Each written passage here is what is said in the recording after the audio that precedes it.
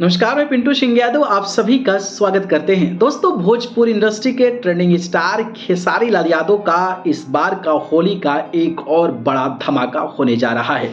बड़ा धमाका in sense of trending में बात कर लें तो ये गाना 110% ट्रेंडिंग में जाने वाला है और ये गाना खेसारी लाल यादव के मैनेजर यानी कि विवेक सिंह की कंपनी ब्लू बीट भोजपुरी पर होने वाला है। इसका पोस्टर आज साझा किया गया है और पोस्टर को साझा करते ही ये पोस्टर सोशल मीडिया पर आग की तरफ फैल गया है और इस गाने का नाम है हाला भइल होली में। जी हाँ, बात करें तो ब्लू बीट भोजपुरी पर हाला भइल होली में ये गाना खेसारी लाल यादव की आवाज में होने वाला है और इस गाने में कोई भी अभिनेत्री जो हैं कोई भी फीमेल जो लड़कियां हैं गाने वाली इसमें नहीं है, यानी कि जो है सोलो खेसारी लाल यादव की आवाज़ में इस गाने को गाया गया है। बात करें तो पवन पांडे और शिवराज सिंह इस गाने के लिरिसिस्ट हैं और दीपक दिलकश जो है इस गाने के म्यूजिक डायरेक्टर हैं और कंपोजर जो हैं वो पवन यादव हैं, उनका नाम है।